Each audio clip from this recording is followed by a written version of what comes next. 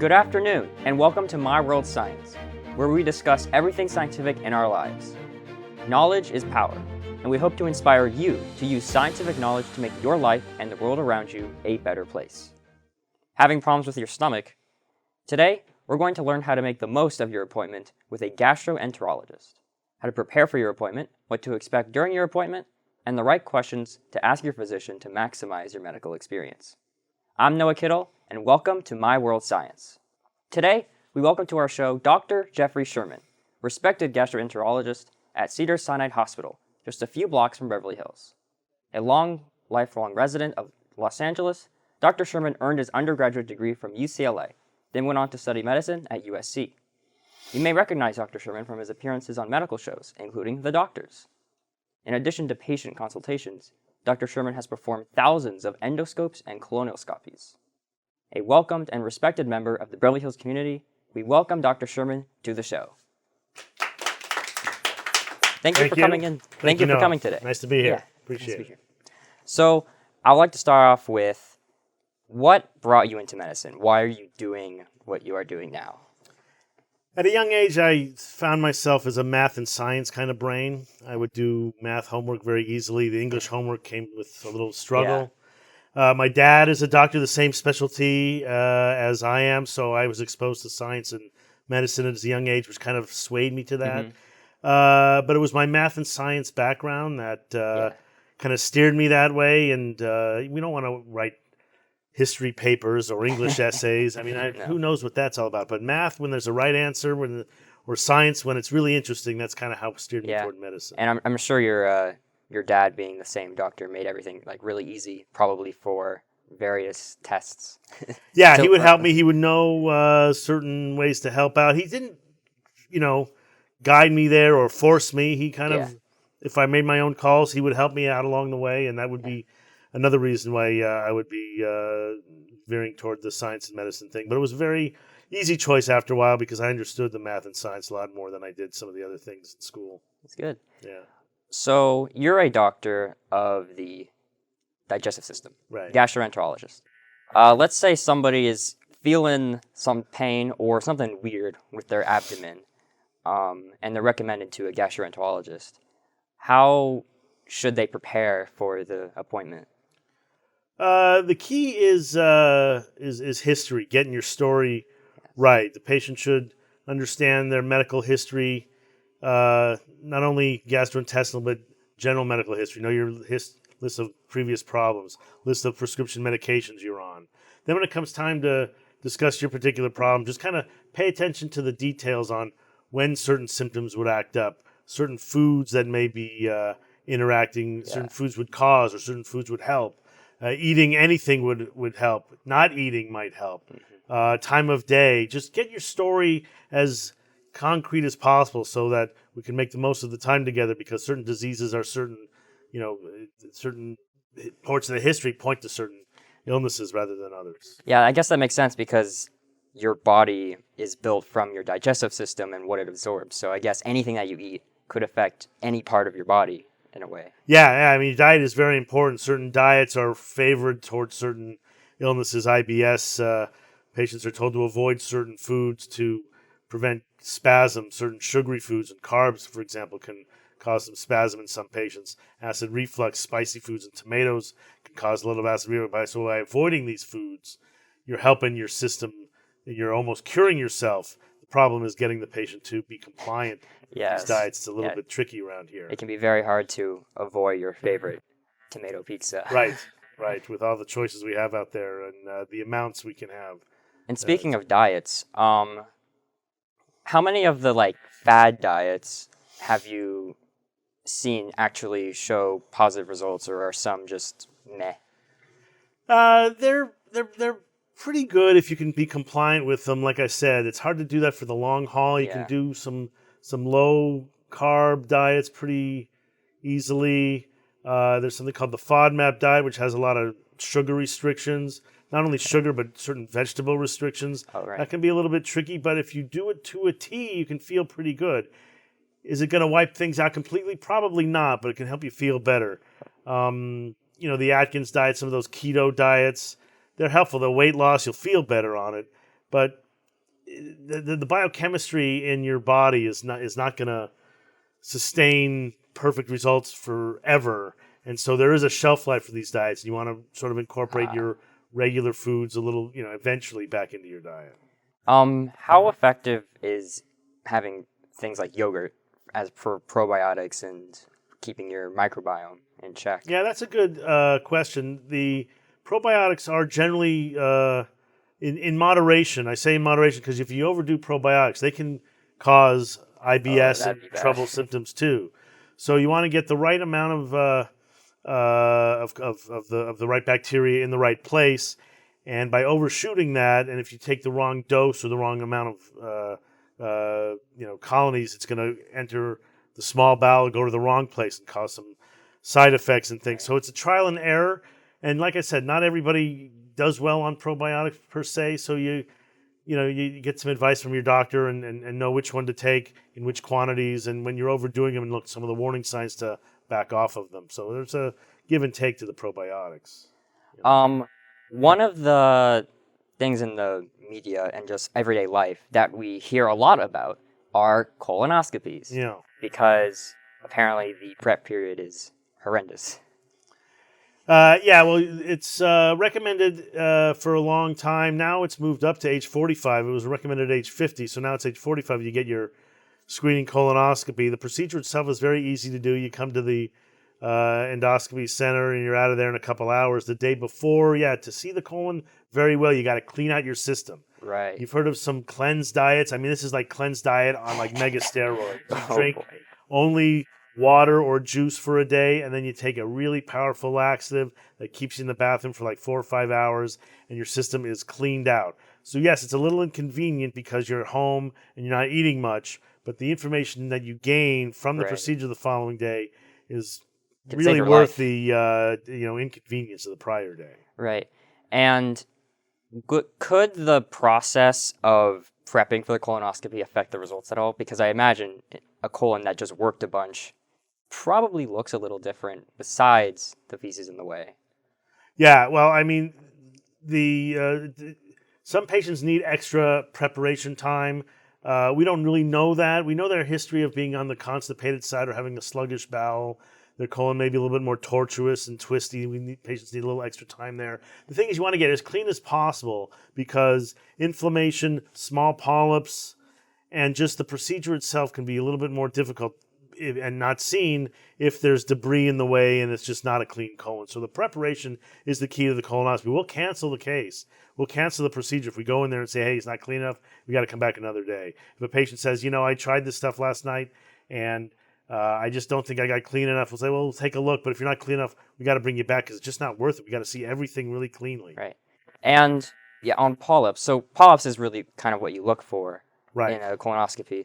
And ever since I've learned about polyps, for some reason I've always thought of them as being like moles in your colon. But I have a pretty good feeling that's actually not what they look like. In fact, I believe you have some photos, but polyps are at the there's no polyps there, right? This is a clean surface of the colon here. Yeah. Okay. Polyps at the genetic level, there's a mutation in the colon cell, and it's a different kind of cell, and then that cell will divide and divide and divide, and it grows into a little bump. And it's a growth or a little bump. Oh, that's this is a big polyp here. You see the difference between the normal colon and the polypoid mucosa there. Not many abnormal cells. So that's what we look for when we do colonoscopy. We want to make sure we get rid of these because these can turn into colon cancer. They start out small, oftentimes stay small and stay benign, but there are a few that turn into cancer, so you want to grab them all because you don't know which ones will turn into cancer or not. Can you grab them the same day that you're looking? Yeah, so we have tools that go in there and grab them. There's one way to do it. If it's a small enough polyp, there's a forceps that just kind of pinches the polyp, and you just kind of yank it off. It kind of sounds barbaric. Okay. Or if they're big, like the one you see here on the screen, you get like a lasso, like a noose, and you burn it off with a little energy, and that will cut that one off. Yeah. Wow, you have to burn it off. Okay. Burn it off. The bigger ones need to be burned off. There's a big blood supply into these polyps, remember. That's how they grow. So that burning effect will clot the blood so you don't have a lot of bleeding in the colon. That reminds me of Star Wars, actually, because the lightsabers are always so hot and they burn all the body parts. Exactly. Blood. Same it's idea. The same principle. Right. And seeing how the polyps is so big, I guess, in comparison to the like interior of the colon. Could somebody feel polyps existing? You see, the short answer is yes, although it's unfrequent. You see the effect of the polyp more. You see a little mucus, you see a little blood in the stool. Oh, okay. That tells you there may be something big going on up there. A polyp, like a big polyp like this, there's still a lot of colon space, so everything can just bypass that particular polyp. It's when you get to a larger tumor that takes up 80-90% of the colon center that you'll feel. That will be uncomfortable, painful. Your bowel habits will change one way or the other, and you still also might see the blood and mucus as well, but that could be a painful situation. Would people who are more constipated and have harder stools as a result, again, could they maybe feel that a little bit more just because their stools are solid rather than smooth?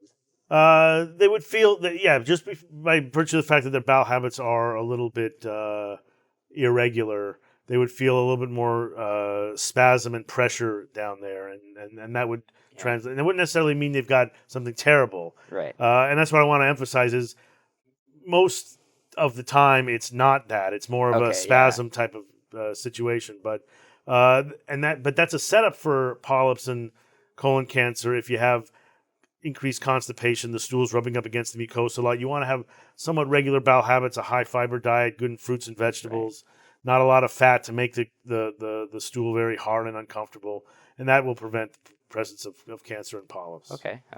Yeah. Let's see what else we have here. Ooh, those are polyps again? Those are polyps in a slightly inflamed colon in that area, and that particular one in the background here, that one would be removed. This one here may be removed too. They're all looking a little bit, they don't belong. No, they don't. Let's see what else. Oh, that does not look healthy. Yeah, that's an ulceration. That looks like a rectal ulcer. That can also happen in constipated patient where the patient don't go to the restroom over days. It happens. Patients don't go to the restroom over several days to a week or even longer, and the stool sort of wears into the lining of the colon wall and causes what we call a stochastic ulcer there, and that could bleed and certainly be uncomfortable and be a problem. I actually had that situation when I was like maybe 8 years old. Yeah. I had to be admitted to the hospital because I had feces going all the way up through my small intestine. But because I was so young, I mean, they might have checked for this. I have no idea. Yeah. But because I was so young, anything like this probably wouldn't have hurt me. Right. I mean, you want to jump on it early. You want to go to the ER like you did and see. This can be seen on a CT scan because the colon wall is thick and swollen. Okay. They wouldn't be able to see that until everything passes through. But they can see the CT scan or the X-ray that your system has a lot of stool in there, and then the key is to just get it out. It's difficult to get it out in some cases. Right. Let's see. Okay, so now this is Crohn's disease, and just from my first look, it just looks like a whole bunch of polyps. Right. So these are what we call pseudopolyps. In a Crohn's disease patient, their colon gets inflamed. You try to heal it. They're okay for a while. Then they go through a flare-up and it gets inflamed again. So over time, it goes through this flare, healing cycle. And as a result, you get a scar tissue or pseudopolyps. Now, there's no way you're going to remove all these polyps. They're called pseudopolyps because in the Crohn's patient, they're not the same kind of polyps that will turn into cancer. Yeah. They're just a scar tissue type polyp. You want to remove one, make sure it's a pseudopolyp, and just know that the patient's got a lot of these pseudopolyps. You'll keep an eye on them with yearly colonoscopies to make sure that they're the rest of the healthy part of the colon doesn't turn into cancer. But these are what we call pseudopolyps that you see in Crohn's and ulcerative colitis. Wow. Yeah. Let's see. I believe this is just. This is what we call melanosis. This is a changing of the color of the colon surface. You see, so it looks not like just the image. a leopard skin look. That's a high amount of what we call melanin or a pigment. Oh. That's because this patient was on, laxatives and, supplements. Needed to go to the bathroom. They're on the constipated side, so they need to rely on these vegetable laxatives and things that they buy to help them go. And over time, it turns the colon into this color. This is a benign condition. You can have this, and it's not a setup for any trouble. It's just a change in color. It works just the same, and you have no increased risk of colon cancer with this. It's just a funny color. We see this a lot. Okay. Yeah. But yes, on laxatives, if you do laxatives too much, your colon, I believe, will forget how to work. A little bit. It takes a little bit of time, but yeah, the colon will then become a little bit relaxed. The laxative does most of the work over time. The colon becomes a little bit less tonic. It doesn't move as well. And then you sort of, the second you stop taking the laxative or forget, or there's a time where you can't get to them, your colon just starts to build up. It won't do its own thing. So you don't want to take these too frequently, too often, every day, or you had 6, now you need 8, now you need 10 pills. You want to try to keep it low and use more of your diet, water intake, physical activity, exercise to help you go, and not just rely on a drugstore medicine. And before you know it, you'll need to. You're spending half your budget on pharmacy stuff. Aren't there different types of laxatives? Because I know that there's laxatives that really make your colon, force your colon to work. But then there's other laxatives, such as Miralax, which I believe just soften the stool. Yeah, instead. there's 3. You can soften the stool with Miralax or stool softeners. They help. Obviously, the stool will be eliminated more easily. You can allow more water into the channels. Yeah. There's osmotic laxatives that allow more water into the colon lumen and prevent reabsorption. So it's almost a wet, watery stool after it's all said and done. Okay. And then there are the laxatives that work on the colon muscles, the magnesium types that speed it up and get things going there more quickly to, get things out of there before too much water can be absorbed. Would the softening laxatives be damaging long-term like the magnesium ones would? No, not necessarily. They're working more on the stool itself. Yeah. It's like a lubricant. So, it's the softeners are pretty safe. Everything's pretty safe in moderation. You don't want to just overdo it, and you don't get too you're helping yourself in the here and now, but in the long haul, it can be a little bit challenging. Right. Let's see. That's right, because you not only do you specialize in the colon, you also do forgot the word. The endoscopies, which is a look into the stomach too. Same idea, same technology, just looking in through the mouth and into the stomach. You get anesthesia. You get anesthesia for the colonoscopy, of course, because it's uncomfortable. And then if someone's putting a camera down your throat, you need some anesthesia for that too. I imagine. And we see the entire esophagus, the entire stomach, and the first part of the small intestine, just as it exits the stomach. And this is what people would get if a doctor suspects they might have an ulcer, stomach ulcer? Right. So you have abdominal pain high up. Maybe you have some acid reflux. You want to look in the stomach. Maybe you think your patient has an ulcer. You look in there. You look for bacteria with the biopsy. You look for the ulcer. You look for other inflammatory changes of the lining of the stomach and esophagus to see if there's an ulcer or just inflammation. Wow. Yeah. There's some more here. Oh, I believe this is the stomach? This is the stomach. This is basically a normal appearing stomach. The bottom end of the stomach, what we call the antrum, the exit of the stomach down there. You eat all this food and it all has to fit through that little hole. It's about the size of a quarter. So the stomach grinds up the food pretty well before it exits into the small intestine. So you're looking at the stomach right now, and I'm noticing there's nothing in it. There's no acid at all. So right, the acid you can't really see. It's just kind of along the surface of the stomach, And then of course when we do these procedures, we ask the patient not to eat for 12 hours, so its stomach is completely empty. If their stomach is working right, it should be pretty empty. It should be completely empty by the time we drop a camera down there. But if there is food in it, then it would look like a soup, I guess. Stew. Yeah, it may look like what they ate prior, or it would look like ground up whatever. I mean, it just can look like a lot of mush. It doesn't really, you don't really know. So because it grinds it up, so the stomach is grinding, but and in those patients they have a stomach motility disorder, so it's not moving it through, but it's grinding it there. So it looks a little bit. It's hard to recognize the food, but you still won't be able to do much because it would be covering the surface of the stomach, and you won't be able to see anything. I guess it's pretty nice for me to know because I used to always think that the stomach has like acid in it 24/7, but I guess no, it's not the case. Not the case, but it does have some peaks and valleys. It's in there most of the time. You make a lot of stomach acid at night, believe it or not. Interesting. And you want to protect your stomach at night if you're having some stomach trouble or acid reflux.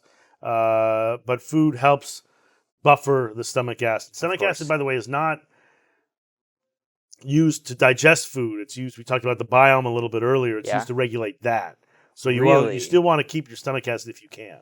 So the acid doesn't actually digest the food? Correct. The acid might break up some of the food up here, but it's doing that just kind of because it's there. It's not because it's supposed to. The stomach acid then goes downstream and then kills off and regulates the bacteria in your system, so that remains as optimal as possible. Unfortunately, I think we're a little out of time here. Thank you very much for coming in to talk to us today, Dr. Sherman. I really enjoyed our conversation, and we appreciate your time. Thank you. Thank you. Thank you for joining us today at My World Science. To recap today's show, remember, before your appointment, bring previous medical records, a list of current medications, and an outline of your current symptoms and complaints. As with all medical shows, please discuss any questions with your personal physician. Please join us next week for more scientific exploration, and don't forget to follow us on Twitter and Instagram at MyWorldScience or email us at myworldsciencetv@gmail.com. Until then, think inquisitively. Thank you for coming today.